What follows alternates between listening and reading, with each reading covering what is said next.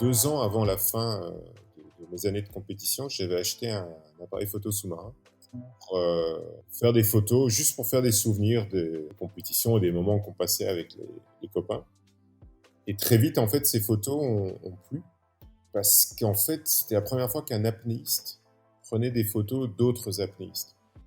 Donc le regard sur la discipline était différent que les autres photographes en plongée traditionnelle. Quand j'ai arrêté, à l'époque, je descendais à la palme, donc quoi constant, c'était 80 mètres. Et 100 mètres, je les ai fait mais dans une autre discipline. Une descente à 80 mètres, donc aller-retour, on est à peu près à 2 minutes 20. En piscine, sans bouger, donc en ce qu'on appelle l'apnée statique. Donc, j'étais aux alentours des 7 minutes. Le plus dur, c'est de réussir à justement manager cette attente et justement de rester concentré. Donc au moment où la fenêtre météo va s'ouvrir, boum, de faire le job. Et voilà, et ça c'est un truc qu'on peut transposer dans la vie de tous les jours. Et il faut être prêt, il faut être toujours prêt. Fais de ta vie un rêve et d'un rêve une réalité, nous dit Antoine de Saint-Exupéry. Bonjour à tous, je suis Pierre-Arnaud d'Astremaux, voyageur et aventurier à mes heures perdues. J'ai créé le podcast Un bol d'air avec pour seul but de vous faire découvrir la face cachée de la vie des plus grands aventuriers, voyageurs et sportifs de ce monde, pour connaître tous les engrenages et les rouages qui façonnent finalement l'image publique que nous avons d'eux. L'idée est très simple, prendre 1 heure de leur temps pour vous partager les anecdotes les plus folles et vous faire rêver un peu. Bonne écoute!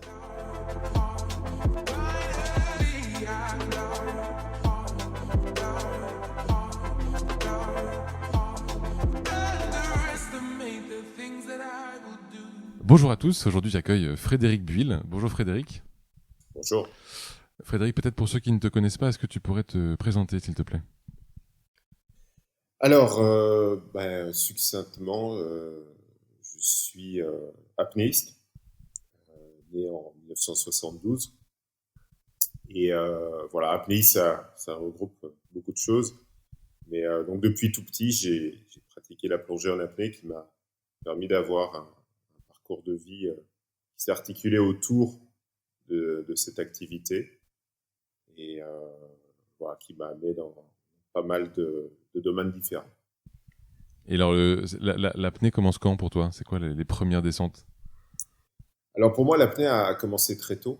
Depuis que j'étais tout petit, en fait, mes parents passaient pas mal de temps tous les ans sur un voilier. Ils passaient 3 mois à peu près. Eux ne plongeaient pas du tout, mais j'ai toujours été attiré par ce qu'il y avait de l'autre côté du miroir de la surface de l'eau. Et donc forcément, quand on est tout petit, on va d'abord découvrir l'activité par les livres et tout ça. Et puis, à un moment, on se jette à l'eau. Et pour aller sous l'eau, la manière la plus facile, la plus naturelle, c'est évidemment la plongée en apnée. Donc, quand on est tout petit, moi, ça a commencé, j'avais 7 ans à peu près. Ok. Donc, on met un masque, tuba, des petites palmes et c'est parti et on part explorer. Donc, au départ, évidemment, on va juste se balader à la surface de l'eau et puis au fur et à mesure, on va essayer de descendre un peu. Et puis vers l'âge de 9-10 ans, j'ai appris comment compenser les oreilles. Et puis là, voilà, c'était parti. Et donc ça a été une passion très très vite. J'ai été complètement accro à ça. Et donc tous les ans, quand on retournait en mer ou pendant d'autres voyages, je passais le plus de temps possible dans l'eau. Et très très vite, je me suis rendu compte que c'est vraiment ça que je voulais faire. Ah oui, et le temps que tu passes, si tu sais estimer ça peut-être à l'époque, c'est quoi? C'est une fois par semaine ou c'est de temps en temps dans l'année? Comment tu saurais estimer ça? Alors à l'époque, quand j'étais petit, c'est quand on partait en voyage avec mes parents, donc en bateau. Généralement l'été, on passait 2 mois et demi sur le bateau, ou alors quand on voyageait autre part. Donc pendant l'année, vu que je vivais à Bruxelles, c'était évidemment plus compliqué, hein. On avait la piscine, mais c'est pas ça quand même. Et donc voilà. Et bon, plus tard, quand je suis devenu ado et tout, j'ai essayé de pratiquer plus souvent, que ce soit même en Belgique, dans les lacs, les carrières, tout tout ça. Donc, ouais, à partir de l'âge de 15-16 ans, ça m'a vraiment motivé. Et là, j'essaie de passer le plus de temps possible dans l'eau. Moi, j'avais une question effectivement par rapport au ressenti que tu vas avoir quand tu descends sous l'eau. J'en ai fait que très peu de la plongée, donc avec tuba bien sûr souvent, mais dans le sens avec oxygène, etc. Je suis pas allé pousser le modèle de tous les diplômes que certains sont passionnés d'avoir. Et simplement, les fois où je l'ai fait, quand on descend, moi j'ai l'impression au moment où on passe la surface de l'eau avec les yeux, dans le corps on sent pas trop, mais au moment où on passe les yeux, j'ai l'impression que ça fait une espèce de deuxième monde qu'on redécouvre. Et donc on arrive dans un endroit où en fait on est quand même comme absorbé par finalement quelque chose de, je sais pas, de nouveau, quoi, un nouveau monde qu'on connaissait pas avant. Je sais pas si tu ressens ça aussi. Alors, oui, évidemment, dès qu'on passe la surface, c'est un autre monde. Parce que la lumière est différente, la lumière est absorbée, donc il y a beaucoup moins de luminosité. Les couleurs, l'univers va être beaucoup plus monochrome qu'à la surface, parce que de nouveau, bah, les couleurs sont absorbées avec la densité de l'eau. Euh, Également pour la vision, nous en tant qu'humains qui n'avons pas une vision adaptée au monde sous-marin, on doit mettre un masque, et le masque va faire des distorsions, que ce soit à nouveau de couleur ou de forme. Donc, évidemment, le cerveau doit, au départ, le cerveau se rend vraiment compte que c'est un autre monde, mais avec les années et l'expérience, pour moi, je switch tout de suite, et c'est devenu un peu mon monde, quelque part. Et tu te sens plus à l'aise en dessous ou au-dessus? Ouais, non, je vais pas dire que je me sens plus à l'aise sous l'eau ou sur l'eau, hein. Faut un peu démythifier tout ça. On est des animaux terrestres à la base. On a appris à aller dans l'eau, mais au final, on reste des animaux terrestres qui allons sur ou dans l'eau. On compare souvent les apnéistes aux dauphins, aux mammifères marins. En fait, aux cétacés, on est beaucoup plus proche des phoques et des otaries que des dauphins et des baleines, évidemment. Ouais. Parce que l'otarie ou le phoque, la majeure partie de sa vie, c'est sur Terre. Il se repose sur Terre, il dort sur Terre, il se reproduit sur Terre, et il va dans l'eau pour chasser ou pour s'amuser. Ce qui est exactement notre cas. Donc on ne vit pas toute l'année dans l'eau et on ne vivra jamais toute l'année dans l'eau. Donc voilà, ça c'est des choses qui sont quand même importantes. On est des humains qui allons dans l'eau. Ok. Tu dis que t'en fais ton métier du coup aujourd'hui. C'est quand la transition où ça devient ton métier à plein temps? Alors c'est arrivé très très vite. En fait, je m'ennuyais beaucoup à l'école. Et donc, ouais, voilà, vers l'âge de 15-16 ans, j'ai commencé à passer beaucoup de temps à m'entraîner en apnée. C'est au moment où voilà, le sport commençait tout doucement à se mettre en place. Donc, avec des amis, voilà, on essayait de voir comment on pouvait progresser, s'entraîner. Donc, ça prenait beaucoup de temps. Parallèlement à ça, à l'époque, j'ai également passé tous mes brevets de plongée en scaphandre hein, traditionnel. Ce qui fait qu'à l'âge de 17-18 ans, j'ai commencé à travailler comme moniteur de plongée, comme moniteur d'apnée. Et donc très vite, j'ai arrêté tout ce qui était études et tout ça, et je suis parti là-dedans. Mais la grosse transition, ça s'est fait ouais, quand j'avais 19-20 ans, où je me suis dit que voilà, je commençais à avoir des performances assez importantes en apnée. Et je me suis dit, bah, pourquoi pas essayer de passer voilà, là-dedans comme sportif professionnel. Et voilà, c'est parti comme ça. Et c'était en 94, j'ai arrêté tout ce qui était mes boulots et tout ça, et donc, full time pour m'entraîner. Et en 95, voilà, j'ai commencé à pouvoir en vivre en tant que apnéiste professionnel. Ça fait quand même 25 ans déjà. Ouais, plus, ouais, ça va bientôt faire 30. Ouais, exactement. C'est incroyable. Et alors, quand tu dis que tu en fais ton métier, ça consiste en quoi du coup? Une semaine type, par exemple, qu'est-ce que tu fais le jeudi, tu vois? Voilà, alors, j'en ai fait mon métier donc depuis plus de 25 ans. Au départ, j'ai fait 10 ans 9 ou 10 ans comme athlète professionnel. Donc là, bah, sportif de haut niveau professionnel comme tous les autres sports, sauf que c'est de l'apnée. Donc là, ça veut dire on passe notre temps à s'entraîner pour un objectif. Donc en apnée, généralement, c'était soit un record ou un championnat du monde qui se passait généralement fin d'été, en septembre, octobre. Et donc toute l'année, pendant 9 ou 10 mois, on va s'entraîner pour ce, ce record ou cette compétition, comme tout autre sportif de haut niveau. Hein. Donc ça, moi je faisais du vélo, de la course à pied, de la salle, de la natation, puis du spécifique dans l'eau en été, les plongées profondes et tout ça. Avec à côté de ça, évidemment, comme c'était un tout petit sport pas très organisé, il fallait s'occuper de tout le reste, donc de trouver les partenaires, de la com, tout ça. J'ai toujours tout fait tout seul. Et voilà. Et tu Et donc courais ça, pour la Belgique. oui, alors oui, dans l'équipe nationale belge.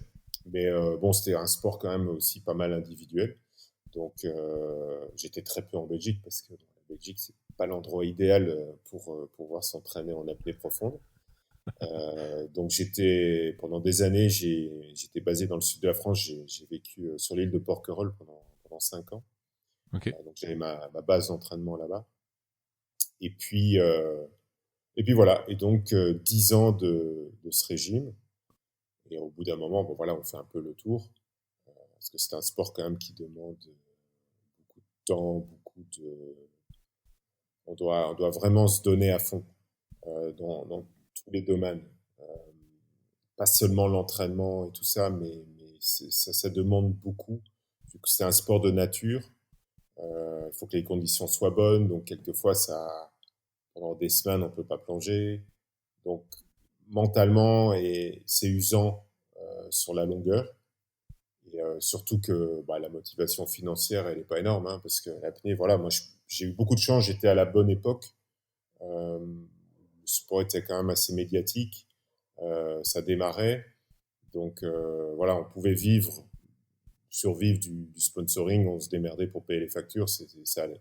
De nos jours, c'est devenu différent. Hein. Le sport est moins médiatique en compétition, donc voilà, il faut trouver d'autres moyens de, de payer les factures, on va dire.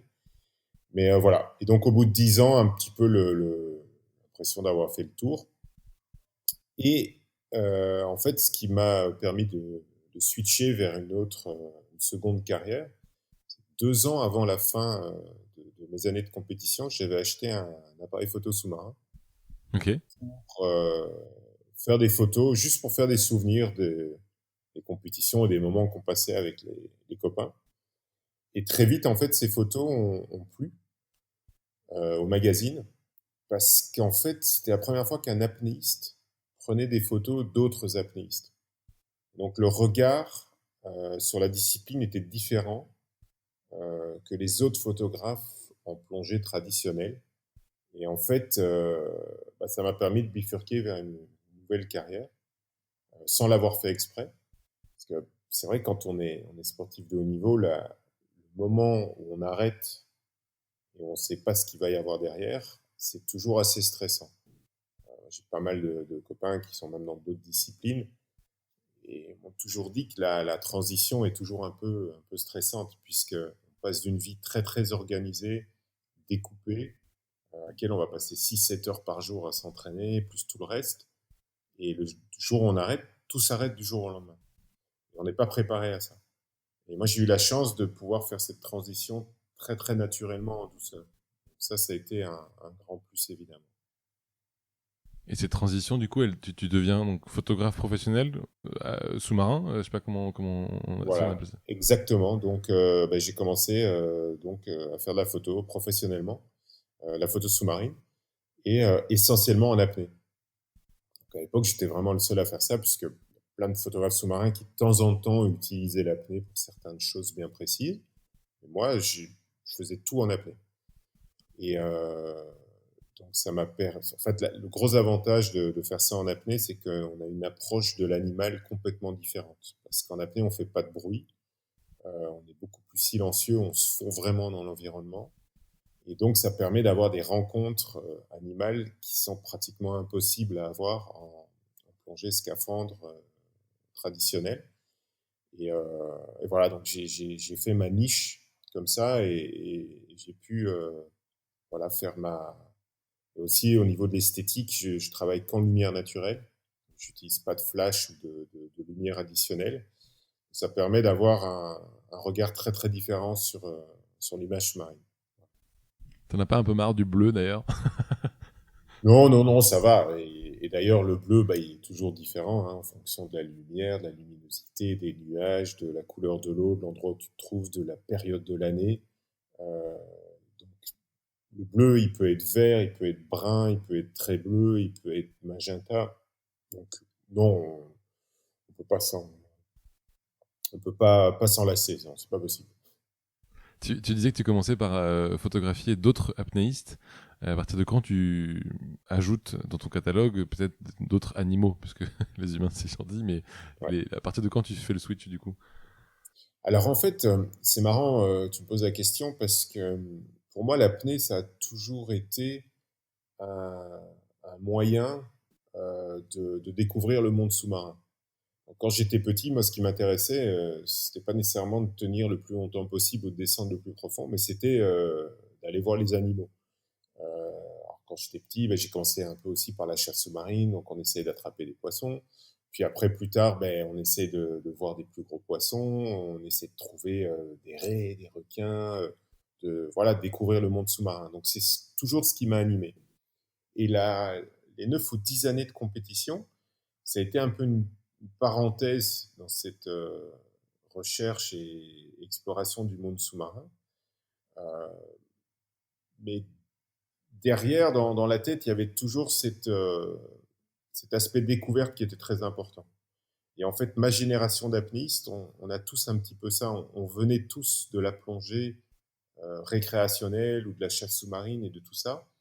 Donc en fait, la motivation d'aller profond et de tenir longtemps était un petit peu secondaire. Ça nous a permis évidemment de grandir en tant qu'humains, de passer à l'âge adulte et de faire nos expériences d'adultes. Mais on avait toujours quand même cette quête de l'exploration et de rencontre des animaux qui était très importante. Donc en fait, quand je suis arrivé à la photo, j'ai un peu reconnecté avec ça. Et d'une manière évidemment encore plus forte, puisque quand on est photographe, ben, on doit rencontrer les animaux le plus proche possible pour avoir une bonne image. Donc en fait, voilà, la compétition, c'était juste une parenthèse, on va dire, dans cette démarche d'exploration sous-marine. Et avec la photo, ben, on reconnecte complètement à ça, puisque l'apnée n'est plus un but, mais un outil parmi d'autres, quoi, comme l'appareil photo, comme tout le reste. C'est juste, voilà, l'apnée redevient un outil, un simple outil et plus un but. Ça m'intéressera de parler un peu de matériel aussi tout à l'heure. Petite parenthèse rapide, parce que tu as quand même passé 10 ans en compétition. Tu parlais effectivement donc de temps passé sous l'eau. Alors, ton record, par exemple, si on peut en parler, c'est quoi ton record de temps passé sous l'eau? Alors, bah, les records, ça a beaucoup évolué, hein. Moi, j'ai arrêté la compétition en 2003 ou 2004. Bah, quand j'ai arrêté, à l'époque, je descendais à la palme, donc en poids constant. Donc à la force des palmes, enfin descente et remontée à la force des palmes, c'était 80 mètres. Ouah. Et en piscine, sans bouger, donc en ce qu'on appelle l'apnée statique. Donc on fait une apnée longue dans une piscine sans bouger. J'étais aux alentours des 7 minutes. Ça, c'est pour donner une idée. Il faut savoir Impressionnant. que maintenant, le record du monde en apnée statique, on est à 11 minutes 35, Ah oui, donc sans bouger, et en profondeur, en poids constant, on doit être dans les 130 mètres. ok. Donc voilà, les performances ont énormément progressé ces 15-20 dernières années. Mais voilà, donc ça c'était pour situer plus ou moins où on en était à l'époque. Et toi, t'avais passé les 100 mètres de souvenirs. T'avais réussi? Oui, alors j'ai 100 mètres, je les ai fait mais dans une autre discipline. Ouais. Donc en fait, moi ma discipline de prédilection c'était le poids constant, donc descente à la force des palmes, remontée à la force des palmes. Ouais. Et il y a ce qu'on appelle le poids variable ou le no limit où on emploie un poids qui va nous descendre jusqu'à la profondeur et on va remonter avec l'assistance d'un ballon ou en se tirant sur la corde. Et là, oui, j'ai été à 100, 105 ou oui, 105 mètres, quelque chose comme ça.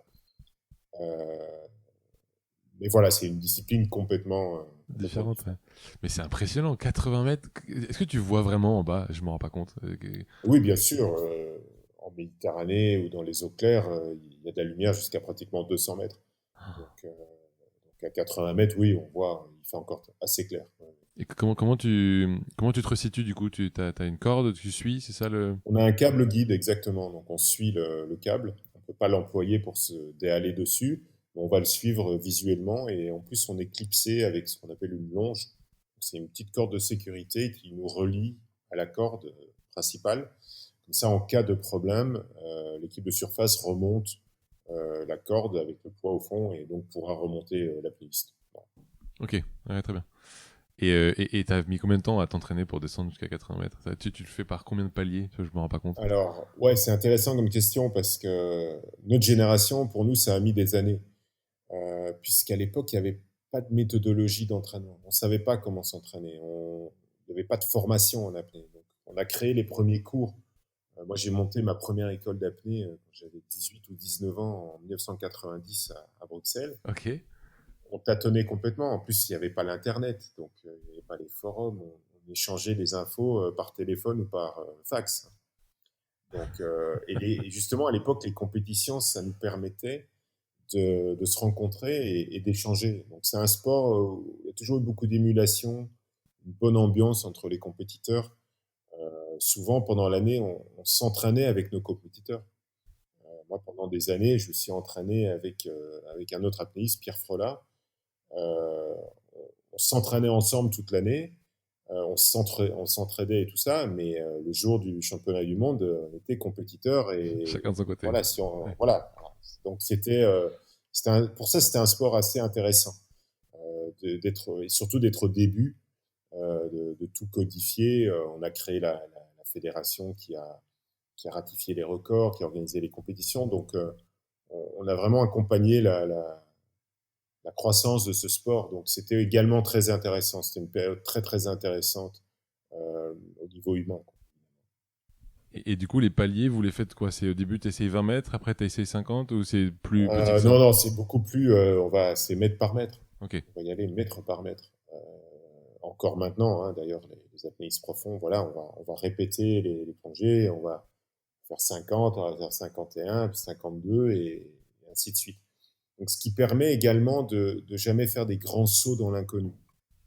Par exemple, en compétition, euh, généralement, les profondeurs qu'on va annoncer, on doit annoncer sa profondeur à l'avance, donc la veille. Ok. Euh, et donc, personne ne connaît les annonces. Donc, c'est un sport assez stratégique parce qu'on doit annoncer une profondeur. On ne sait pas ce que les concurrents vont faire, donc il faut connaître ses concurrents.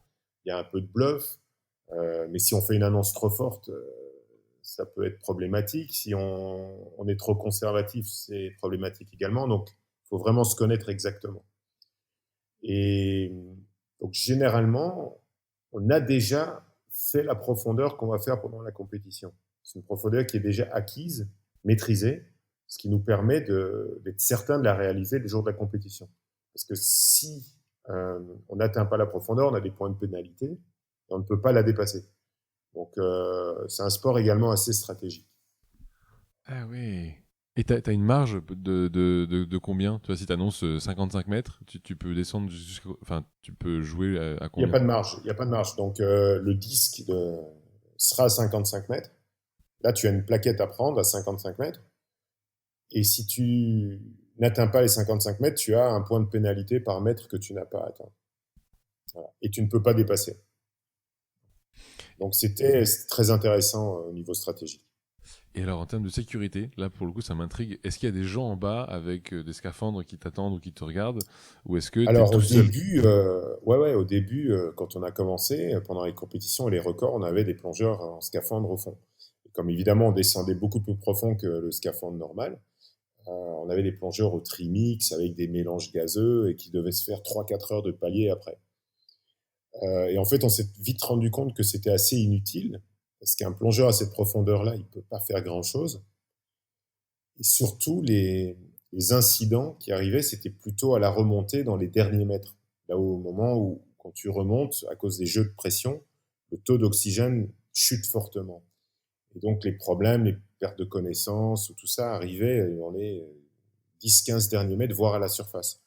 Donc très vite, on a switché vers un système de contrepoids où en fait, donc comme je te disais, l'apnéiste était relié à la corde principale par une petite longe.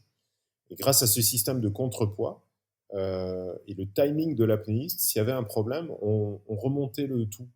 On remontait le cap principal avec l'apnéiste. Donc ça permettait de ne plus avoir de plongeurs en profondeur parce qu'au final, les plongeurs en scaphandre prenaient pratiquement plus de risques que les apnéistes puisqu'ils se retrouvaient très profonds, avoir fait beaucoup de paliers avec des mélanges gazeux pas très, pas super à respirer. Et donc, au final, voilà, on a trouvé des moyens de sécurité, des mesures de sécurité beaucoup plus efficaces, sans avoir besoin de plongeurs au fond. Et on avait juste ce qu'on appelle un apnéiste de sécurité, donc qui va accompagner l'apnéiste dans les 20-30 derniers mètres de sa remontée, à côté de lui.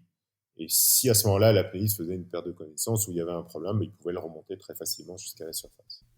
Et alors, ça veut dire aussi que du coup, en termes de couverture, je pense par exemple en termes de film, de suivi, c'est beaucoup plus difficile.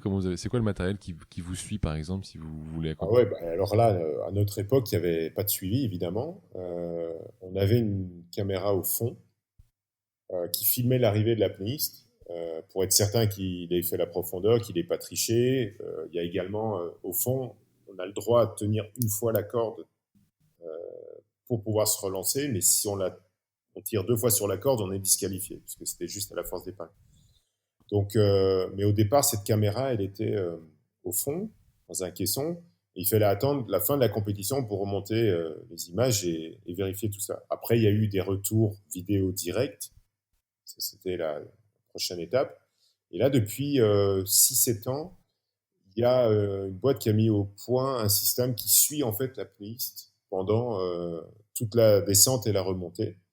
Donc, ça Splendide. permet de faire des broadcasts un peu live. Donc maintenant, les championnats du monde, généralement, voilà, on arrive à suivre la plongée des compétiteurs en direct. Ça. Mais à notre époque, c'était pas du tout. Et tu disais que tu t'entraînais avec des concurrents. Les concurrents, ce sont d'autres confrères belges ou c'était des concurrents étrangers aussi? Non, c'était des concurrents étrangers principalement, parce qu'on avait une équipe belge qui était assez forte. On a gagné plusieurs fois la Coupe du Monde, on avait plusieurs recordmen du monde en Belgique. Étonnamment, en fait, on s'est rendu compte que les pays comme la Belgique, l'Autriche, l'Allemagne, on avait des très très bons apnéistes. Ok. Parce qu'en fait, on était tellement motivés pendant l'année, puisqu'on s'entraînait qu'en piscine, dans des lacs horribles et tout ça. Donc, on était très, très motivés et très entraînés. Ce qui fait qu'en saison, quand on arrivait en mer, on avait des grosses perfs, parce qu'on s'était entraînés comme des chiens pendant toute l'année dans des très mauvaises conditions. Et ça nous permettait d'être plutôt forts quand on arrivait à la bonne saison en mer, en Méditerranée, par exemple. Ah oui. Ok. Les records du monde, on peut en parler rapidement ou pas? C'est quoi les records que vous mettez en place? Comment tu définis un record du coup à cette époque-là? C'est de plus en plus profond? Oui, c'est ça. Enfin, l'apnée, c'est comme l'athlétisme, hein. Il y a plein de disciplines. Ouais. Donc, il y a l'apnée statique où on reste dans une piscine sans bouger. Il y a Ouais. l'apnée dynamique où on va faire la plus longue distance possible en piscine. Ouais. En profondeur, il y avait 4 ou 5 disciplines. Donc, c'est comme l'apnée, comme l'athlétisme, il y a plein, plein de disciplines. Donc, c'est un peu compliqué, hein. Et comme dans l'athlétisme, bah, il y a généralement une discipline que tout le monde suit. À notre époque, c'était plutôt le no limit, donc le poids, hein, qui nous descend au fond et on remonte avec un ballon parce que c'est la profondeur absolue. Donc ça, généralement, était plus médiatique. Alors qu'en compétition, la discipline, c'était le poids constant, donc descente à palme, remontée à la palme. C'est beaucoup plus facile à organiser en termes de sécurité. Comment tu te sens quand tu bats un record? C'est quoi le ressenti derrière? Alors bah oui, la première fois qu'on a un record du monde, c'est super parce que voilà, on a été quelque part, enfin on a fait un truc que personne n'a jamais fait, donc la première fois c'est super. En plus on est généralement assez jeune, donc ouais, super. Mais après je me suis rendu compte, j'ai eu 4 records du monde, j'ai gagné une fois les championnats du monde. Mais on se rend compte que après on répète et donc ouais ça a quand même moins de saveur et surtout que ça devient une recette comme tout sport de haut niveau. À un moment, on connaît la méthode. Bon, on va changer évidemment des petites choses parce que chaque année, on veut progresser, et puis même par rapport à la concurrence, on va changer des petites choses, mais on sait que la recette, la méthodologie est la même. Et c'est ça aussi qui, au bout d'un moment, fait la lassitude. c'est que voilà, on sait par quoi on va passer pendant une année d'entraînement, les hauts, les bas, la difficulté et tout ça, et on sait où ça arrive. Et comme chez nous, il n'y avait pas un gros incitant financier, au bout d'un moment, on se lasse de devoir remettre le métier sur l'ouvrage et savoir que c'est exactement la même chose qu'on va faire et refaire.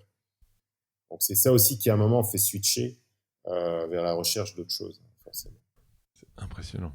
Et t'as jamais eu des frayeurs quand t'étais en bas, des trucs où tu t'es dit là c'est la merde, comment je remonte? Non, parce qu'en fait, on est tellement focus sur le truc, on a tellement répété tout à l'entraînement que même quand il y a un petit problème, un souci, on a appris à tout régler à l'entraînement. On travaille beaucoup aussi par visualisation. Donc, la plongée, on l'a fait 100 fois avant de la faire. Et en fait, la plongée elle-même, oui, on l'a déjà faite. Donc, s'il y a un petit couac à un moment, on sait tout de suite comment se remettre dans la bonne disponibilité mentale et résoudre le problème. Donc en fait, à la limite, rétroactivement, on peut peut-être avoir eu peur, se dire, oula, ouais, là, on a peut-être un peu merdé. Mais pendant la perf elle-même, pas du tout. C'est pas des émotions qui nous viennent à l'esprit. C'est que des Au contraire, réflexes.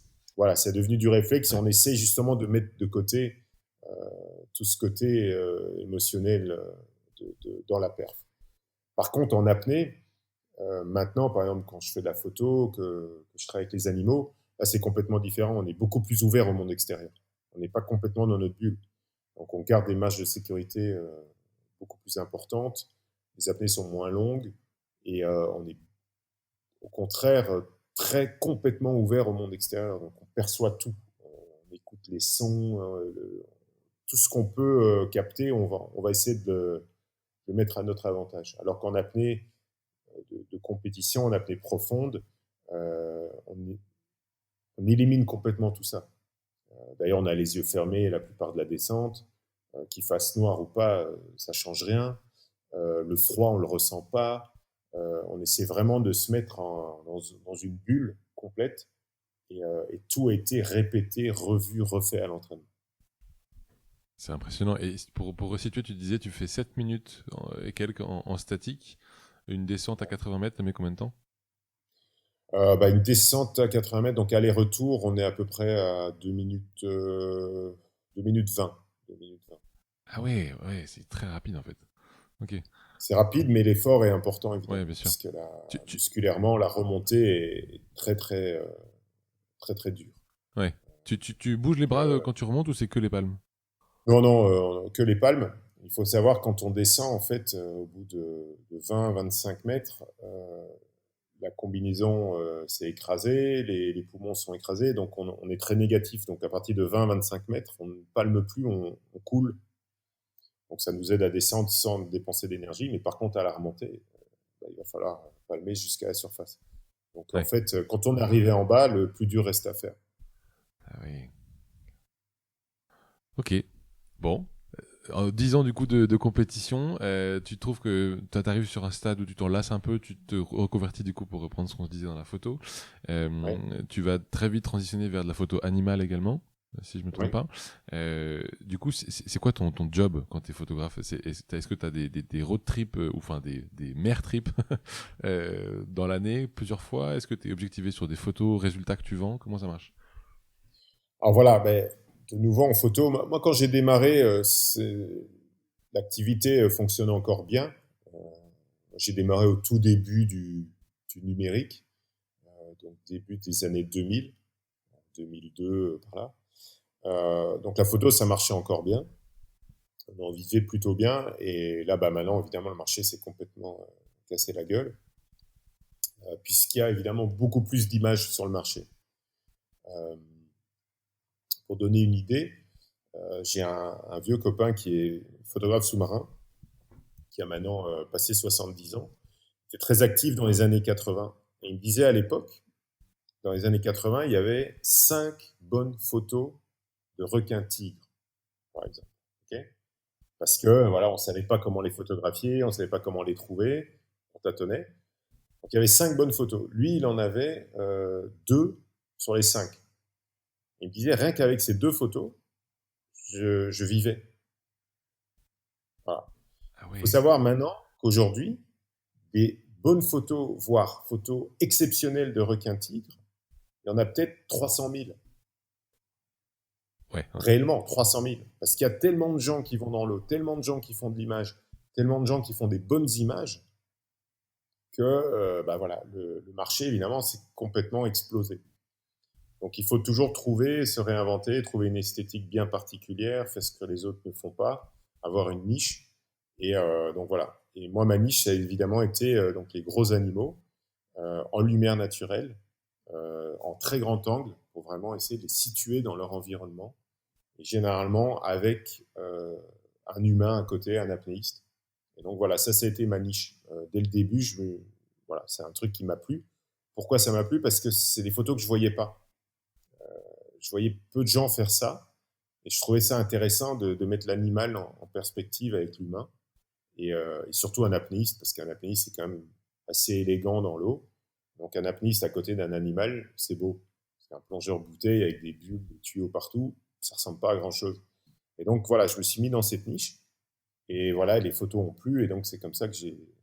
Alors pour T'as répondre à percé. ta question, ben voilà, tu vends à des magazines, tu fais des sujets pour des magazines, tu vends à des maisons d'édition pour des bouquins, des illustrations. Donc voilà, c'est comme ça qu'on fait. Mais également, quand on est photographe sous-marin, on va chercher des sujets. Et très vite, je me suis dirigé vers les biologistes marins, parce qu'eux travaillent avec les animaux. Ok. Et donc forcément, ça fait des belles histoires, puisqu'on va pouvoir raconter l'histoire voilà, d'un biologiste qui travaille sur des recherches sur un animal bien spécifique. Donc ça permet de raconter une histoire, parce qu'il faut raconter des histoires avec des photos, sinon ça n'a pas d'intérêt. Et là, en fait, ça m'a permis de faire une deuxième bifurcation de carrière, c'est que j'ai commencé à travailler avec les scientifiques sur le terrain, parce qu'ils se sont rendus compte qu'un apnée, ça pouvait être utile. Alors d'abord pour faire de la photo-identification et des choses comme ça, Ouais. mais également pour pouvoir approcher les animaux qu'eux n'arrivaient pas à approcher. Par exemple, pour poser des balises sur des requins et des choses comme ça. Donc ça m'a permis d'utiliser l'apnée comme un outil, une fois de plus, et dans un domaine différent. Donc c'est pour ça que je disais au départ que je suis un apnéiste, mais que mon activité tourne autour de l'apnée et que l'apnée est un outil, mais pour différentes choses. Donc, voilà. C'est ça qui est toujours intéressant parce que j'ai toujours réussi à trouver un débouché, une nouvelle chose grâce à l'apnée. Donc l'apnée, c'est un peu un fil conducteur qui va m'amener à différentes choses. J'ai un petit doute, mais quand tu dis que tu prends en photo un animal avec un apnéiste à côté, t'es pas en train de faire un selfie. On est d'accord que t'es Ah non, à non, un non, non, autre. non, non. Ah, non, voilà, le selfie, c'est vraiment pas mon trip du tout. Donc non, non, non, non, voilà. C'est essayer de capturer une interaction d'un humain avec un animal. Et tu pars avec qui du coup? C'est qui l'autre apnéiste en général que tu photographies? Ah bah, il y a plusieurs apnéistes, hein, voilà, j'ai plusieurs personnes avec qui je travaille et voilà, parce qu'il faut une confiance hein, dans l'eau, faut des gens avec qui tu as confiance parce que toi, tu t'occupes de leur sécurité, mais eux s'occupent de la tienne. Donc voilà, c'est des rapports assez forts. Il faut des gens avec qui tu as confiance et qui connaissent les animaux, qui connaissent aussi l'image, parce qu'ils vont pouvoir, ils savent où se placer par rapport à la lumière et tout ça.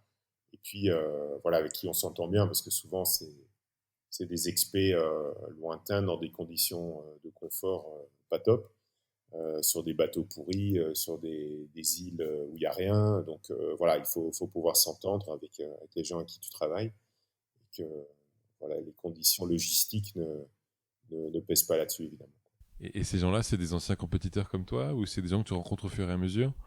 Ouais, alors il y a des anciens compétiteurs. Hein, je parlais justement de Pierre Frelat, qui est un copain depuis 25 ans bientôt, qui a également cette démarche, hein, comme la mienne, qui est venu à l'apnée par la chasse sous-marine. Son père était un grand chasseur sous-marin qui a amené ses fils avec lui, donc il a appris sur le tas comme ça.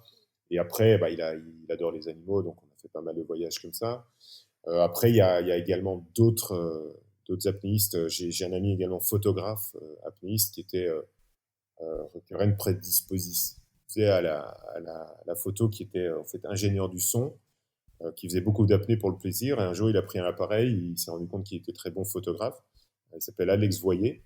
Et lui, en fait, il n'est pas venu à l'apnée par la compétition. Et c'était l'apnée vraiment loisir, plaisir. Et qu'il a transformé également en métier. Et donc, on travaille pas mal ensemble sur des expés également.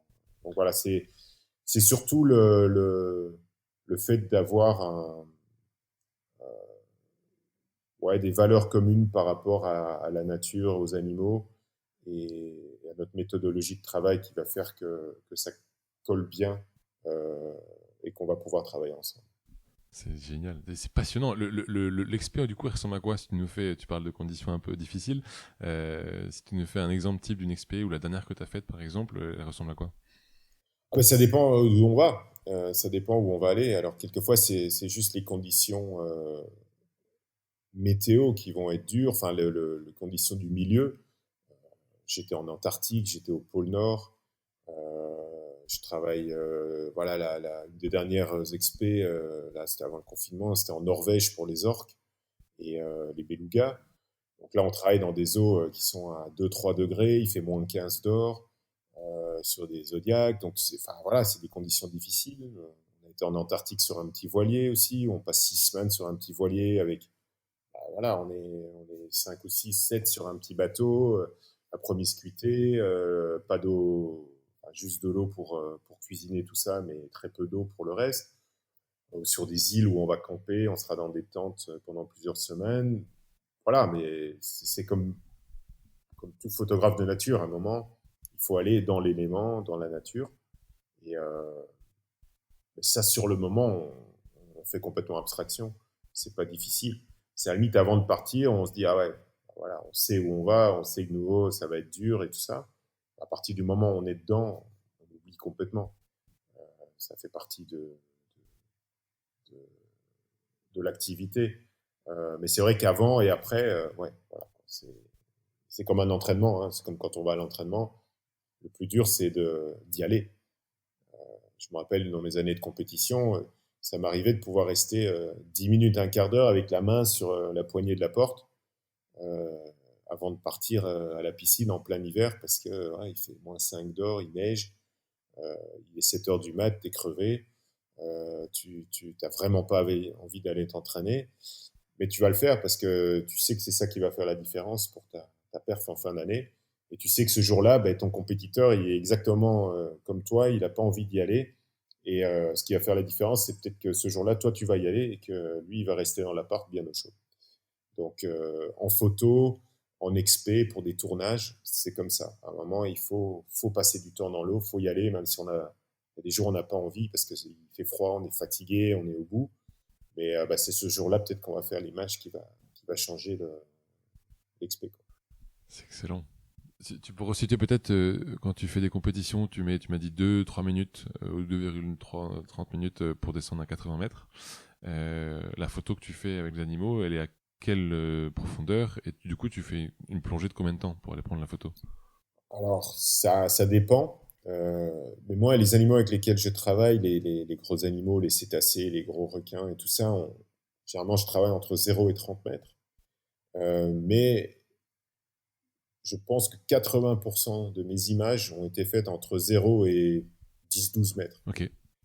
Donc, on descend pas profond, c'est pas des apnées très longues, mais ça demande une bonne connaissance de l'animal. En fait, si on connaît bien l'animal, on sait comment il fonctionne, comment il va interagir, euh, on peut vraiment raccourcir les apnées. Voilà, je sais que tel requin, il a tendance à faire tel circuit, il va se présenter de telle façon, de tel angle. Euh, donc je sais que si je me mets à tel endroit, ça va attirer sa curiosité, et donc j'aurai mon cliché. Euh, donc en fait, on compense le temps par la connaissance. Donc ça permet, voilà, quand on devient vieux et paresseux, d'arriver à faire des bonnes images euh, grâce à la connaissance de l'animal et du milieu. On s'adapte. Voilà, c'est un peu comme le prédateur, hein, le vieux lion, qui sait exactement où se poster par rapport au troupeau de gazelles qui va passer et minimiser l'effort et être pratiquement certain de, de, d'avoir sa proie et dans notre cas bah, de faire l'image.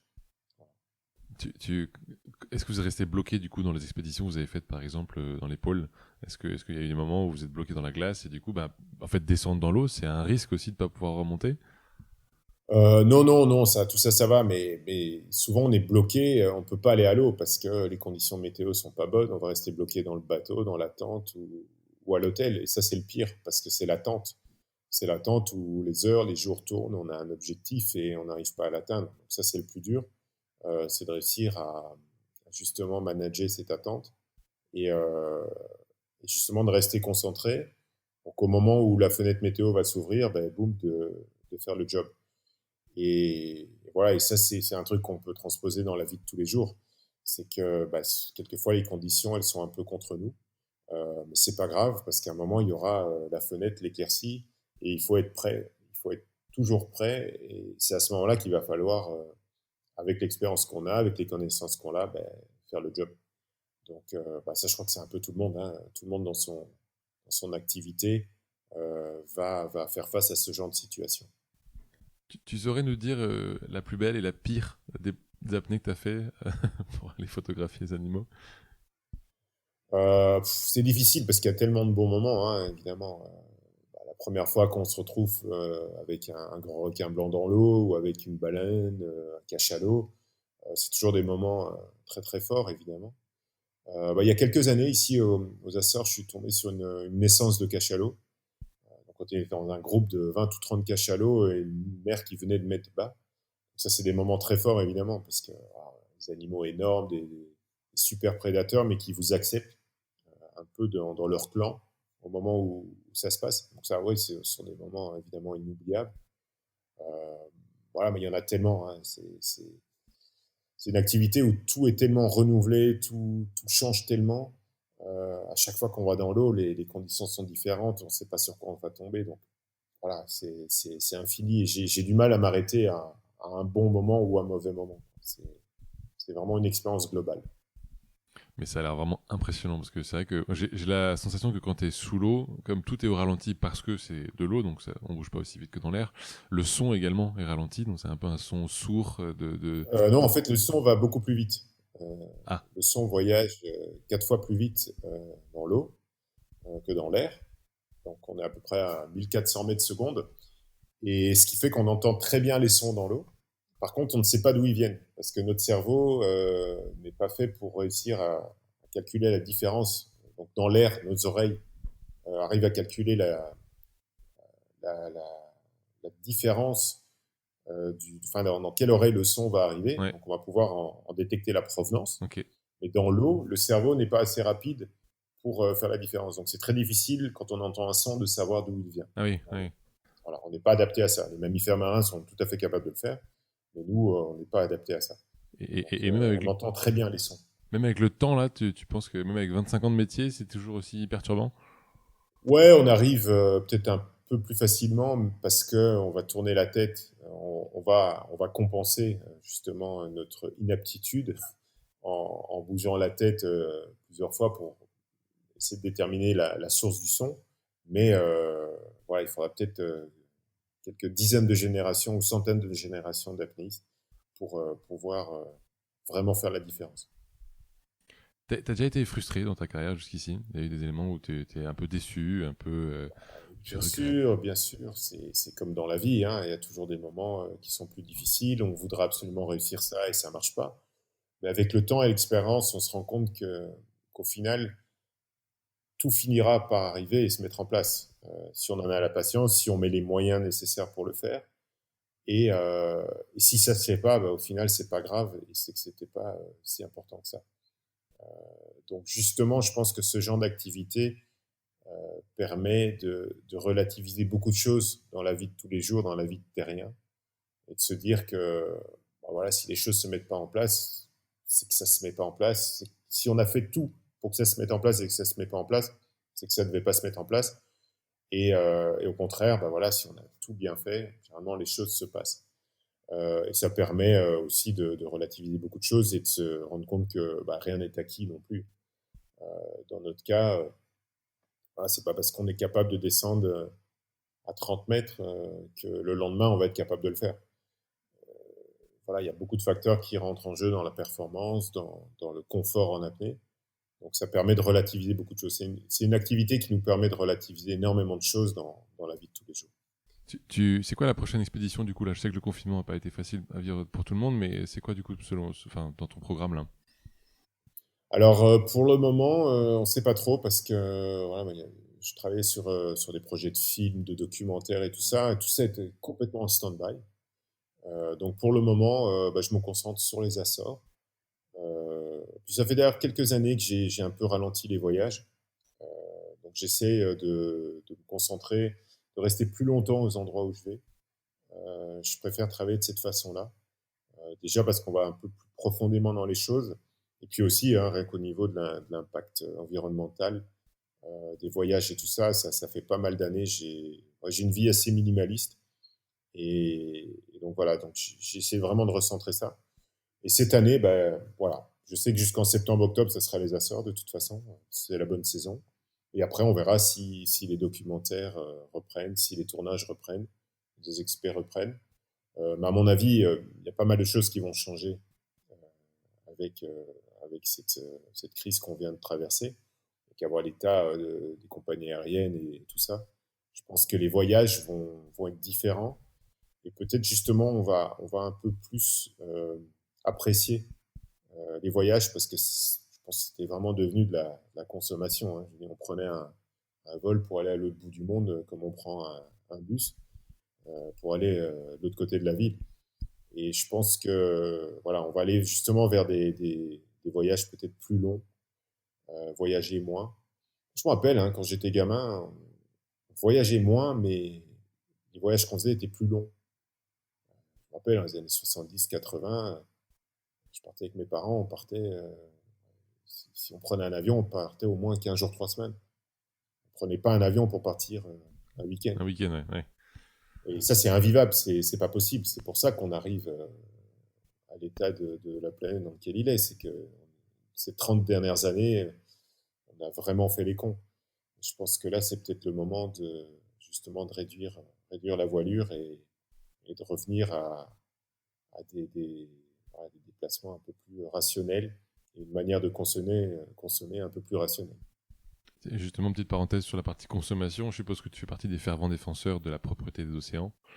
Euh, tu mènes des actions en particulier qu'on pourrait connaître Oui, oui, bien sûr, mais il y a à peu près 60% de mon temps de travail et un travail bénévole pour des ONG, des organisations de recherche, de protection de l'environnement. C'est très important. On se doit de le faire, hein, en tant qu'on est un peu ambassadeur des océans hein, dans notre domaine. Voilà, donc, mais ça permet de voir également qu'on perd les écosystèmes à une vitesse vertigineuse, malgré ce qu'on dit, parce qu'on dit voilà, il y a plein de réserves qui sont créées, on crée des sanctuaires marins et tout ça. On n'a déjà pas les moyens de les surveiller pratiquement. Et également, la pression humaine sur l'écosystème est telle qu'on perd les écosystèmes à une vitesse très très rapide. On perd les animaux, on perd les grands prédateurs. Donc, je suis vraiment pas optimiste de ce côté-là. mais pas Je optimiste. pense que les 5 prochaines années vont être décisives. Que ce soit au niveau climatique, de toute façon, on a déjà perdu la bagarre. On parle des 1,5 degré à 2 degrés en 2050 pour les accords de la COP. Les 1,5 degrés, on y sera dans 5 ans. Donc, le monde qu'on a connu va changer très très rapidement dans les 5 à 10 prochaines années. Rien qu'au niveau des rendements agricoles dans nos pays, hein, il ne faudra pas aller si loin que ça. Donc il y a beaucoup de tensions qui vont venir de là. Donc il faut absolument investir dans la résilience, que ce soit au niveau sociétal, même personnel. Je suis vraiment pas optimiste. En ayant passé les 15-20 dernières années à beaucoup travailler avec les scientifiques de terrain, dans plein de disciplines différentes, le constat, il est plus qu'alarmant. Ce qu'on ce qu'on voit dans les médias, le rapport du GIEC, il faut savoir que le rapport du GIEC, c'est extrêmement consensuel. Ils ont pris les valeurs les plus basses pour que justement ils arrivent à faire passer quand même un message au grand public. Mais toutes ces valeurs sont explosées de loin si on va vraiment dans le fond des études. Donc voilà, il faut s'attendre à voir le monde changer dans les 5 prochaines années. Et ce qu'on vient de vivre maintenant, un tout petit virus qui était vraiment pas dangereux, parce que quand on voit le nombre réel de victimes, c'est pratiquement insignifiant. On voit comment un petit virus comme ça a pu paralyser le monde, qui est justement beaucoup trop interconnecté, interdépendant, avec toute notre gestion en flux tendu. Là, on a vraiment vu la limite des choses. Et c'est pas la technologie, le numérique et tout ça qui va nous sauver, puisque ça également, ça demande beaucoup de ressources qu'on n'a plus, qu'on n'a pas, qui sont de plus en plus difficiles à récupérer, la production électrique, tout ça. Donc voilà, il va falloir revenir à une vie beaucoup plus simple et réduire la voilure, ça c'est certain. C'est une très bonne remarque, ça. Est-ce que tu penses que c'est pas un peu too much tout le temps d'ailleurs qu'on fasse des. On parlait de records tout à l'heure. En fait, de pousser le corps humain tout le temps vers de nouvelles limites. Tu parlais de l'évolution. En 15 ans, on a gagné 40% de plus de temps sous l'eau, hein, tu parlais. Ouais. Donc c'est énorme. Est-ce que du coup, dans cette même logique de toujours avoir des records du monde à battre, tu vois, il y a un peu ce côté que tu parlais de rendement aussi sur la partie agricole, que toujours faire plus et que c'est pas du coup de trop. Ah, mais c'est exactement le problème de l'être humain. C'est cette compétitivité permanente. Alors, dans la nature, il y a une compétition, bien sûr. Mais le problème, c'est que l'être humain part. En fait, au départ, on était très mal doté comme animal, hein. On courait très mal, on n'avait pas de force. Donc, en fait, on a compensé tout ça par les capacités cognitives et le développement du cerveau qui nous a permis de faire les premiers outils. En fait, on a fini par plier l'environnement à notre volonté, plutôt que de s'intégrer dedans, comme tous les autres animaux. En fait, on est le seul animal qui détruit son environnement et qui est incapable d'avoir des interactions, on va dire, saines avec son environnement. C'est-à-dire qu'on va toujours plus. On va consommer plus, on va prendre plus d'animaux, on va manger plus. On est incapable de s'auto-réguler. Et le seul être vivant, enfin, et encore, je ne sais pas si on peut qualifier ça d'être vivant, enfin oui, vivant, mais pas très complexe, c'est le virus. En fait, l'être humain et le virus, on a exactement la même méthode de fonctionnement. C'est-à-dire qu'on va euh, exploiter, exploiter, exploiter jusqu'à être capable de tuer notre hôte. Donc c'est extrêmement paradoxal. Mais voilà, le virus et l'être humain, c'est les deux seules entités vivantes sur cette planète qui fonctionnent de cette façon. C'est-à-dire qu'on va aller au bout de notre système, de notre écosystème. On voit tous les effondrements de sociétés qu'il y a eu, de civilisations depuis le début de l'humanité, c'était comme ça. En fait, ça a toujours été une crise environnementale qui a précipité la chute de la civilisation ou de la société. Et là, on on se dirige par là, sauf que cette fois-ci, vu qu'on a une civilisation globale sur la planète, qui est complètement globalisée, interconnectée, on a le risque que l'effondrement soit total. Et là, on a vraiment eu une répétition générale avec ce petit virus qui a paralysé tout le commerce, l'industrie, le transport aérien. C'est absolument incroyable, hein. Quand on regarde, si on prend un peu de recul, on se dit c'est vraiment incroyable qu'une si petite chose, une petite maladie très peu grave, ait pu paralyser la planète. C'est Le, incroyable. le mot répétition générale, je trouve, est très bien choisi. C'est vraiment ça. C'est un peu ça, c'est malheureusement un peu ça. Est-ce que dans tes expéditions, avec tout ce que tu as pu découvrir, tu te fais encore surprendre? Par exemple, une espèce que tu connaissais pas, parce que tu dois avoir dans ta tête une encyclopédie incroyable, mais du coup, est-ce que tu te fais encore surprendre tu vois, Ah oui, avec oui, 25 bien ans de sûr. métier? Moi, tous les jours où je vais à l'eau, je m'émerveille encore, hein. Même si j'ai pas vu une baleine gigantesque, une nouvelle espèce. Moi, rien qu'observer, je peux passer des heures à observer un petit poisson qui fait sa vie. Je vais voir comment il fonctionne, où il va, comment il mange, tout ça. Enfin, ouais, je peux rester des heures à observer un petit truc. Je m'en lasse pas. Je suis toujours émerveillé. Oui, oui, oui. La nature, si on la regarde vraiment, c'est. Si tu devais perdre un de tes 5 sens, je suppose que les yeux seraient en dernier. Oui, oui, sans doute, mais l'oreille est importante aussi. Même dans l'eau, on entend beaucoup de bruit. Les poissons font du bruit. Donc, aller sous l'eau, c'est une expérience multisensorielle.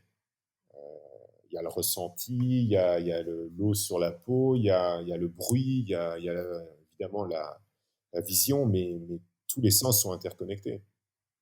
Donc, c'est pas seulement une expérience visuelle, aller dans l'eau. C'est vraiment une expérience multisensorielle, ça c'est certain. Est-ce que Frédéric, tu as des gens qui t'inspirent dans la vie? Pas forcément dans le monde marin d'ailleurs. Alors, j'ai jamais eu trop de héros.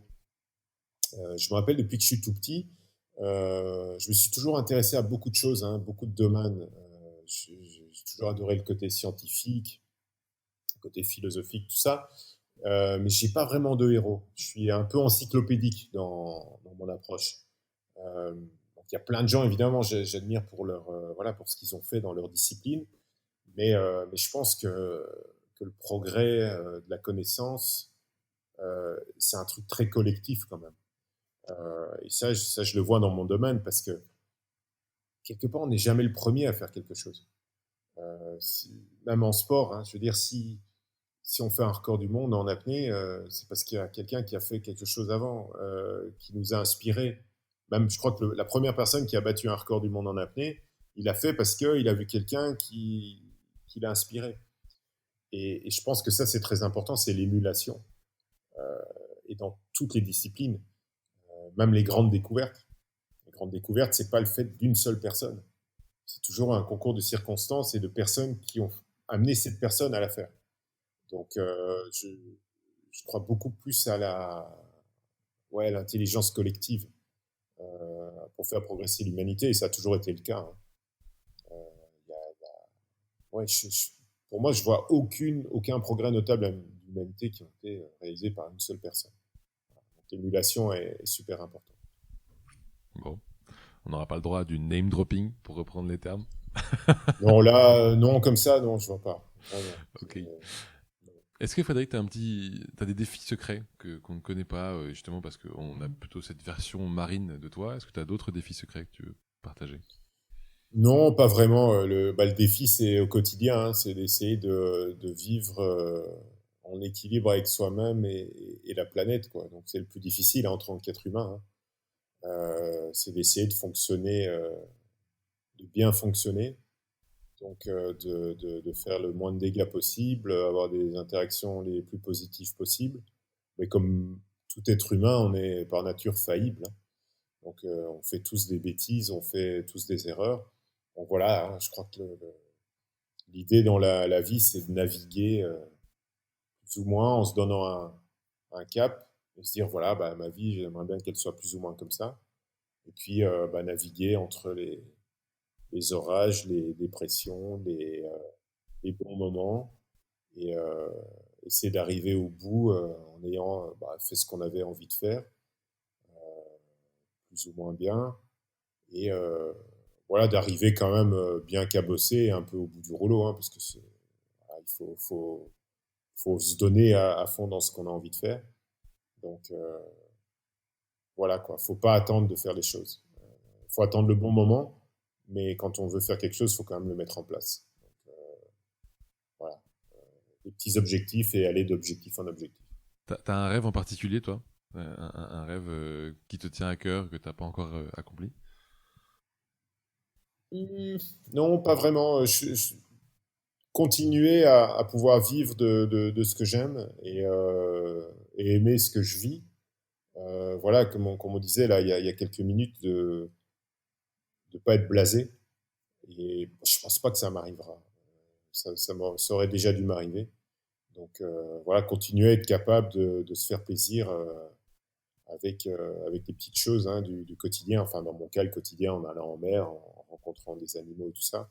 C'est quelque chose que je pourrais faire, je pense, jusqu'à un âge avancé. Et de pas nécessairement, justement, aller dans le toujours plus. Voilà, c'est pas parce qu'on a plongé avec tel animal que il faut aller plonger avec l'autre et ainsi de suite, et toujours le plus, le mieux.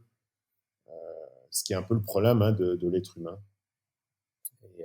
Et le mieux est souvent l'ennemi du bien, pour reprendre cette phrase complètement bateau.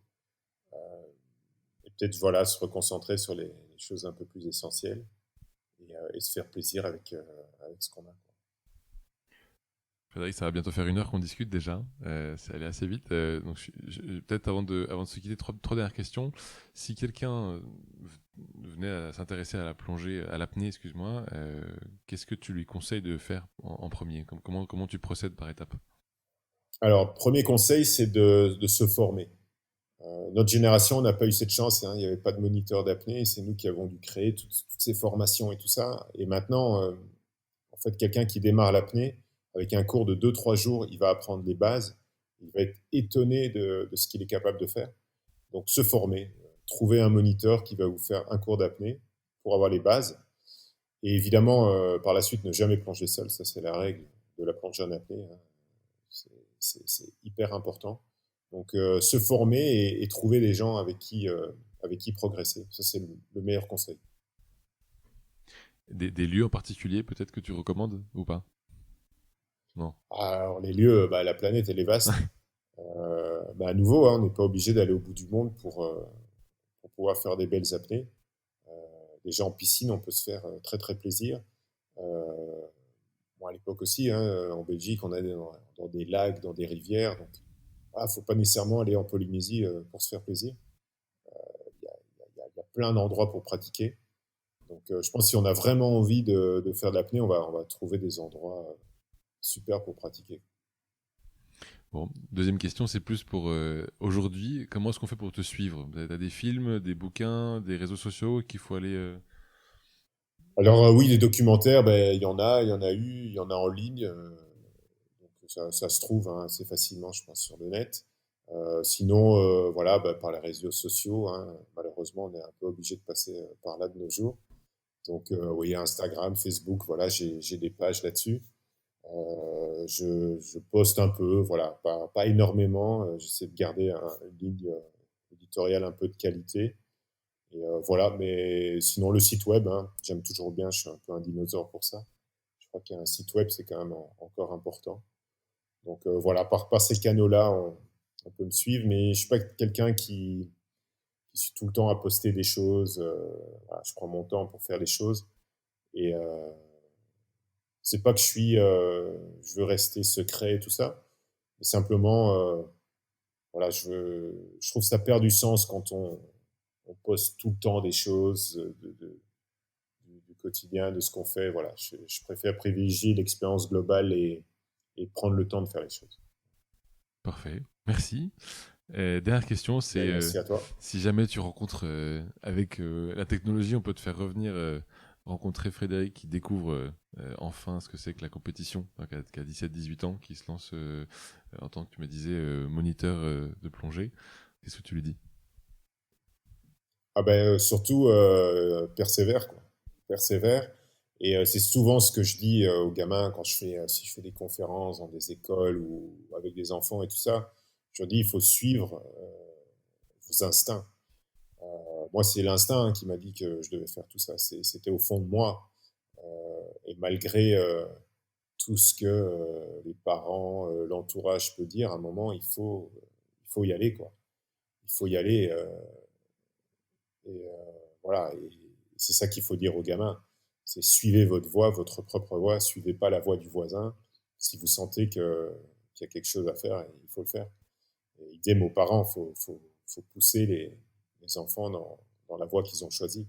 Je pense que c'est le plus important. Et c'est valable pour les adultes, hein. Si à un moment on sent qu'on a quelque chose à faire, faut persévérer dedans, quoi. C'est certain. Bon. Merci Frédéric pour ton temps. J'étais ravi de faire ta connaissance. Merci. Et puis on te souhaite bon courage pour la suite des reprises après le confinement sur les reportages et les expéditions. Oui, ça devrait aller. À bientôt. À bientôt.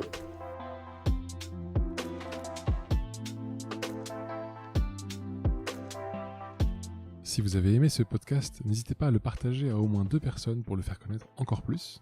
Et pour ne rien rater des prochains épisodes, pensez à vous abonner. À bientôt.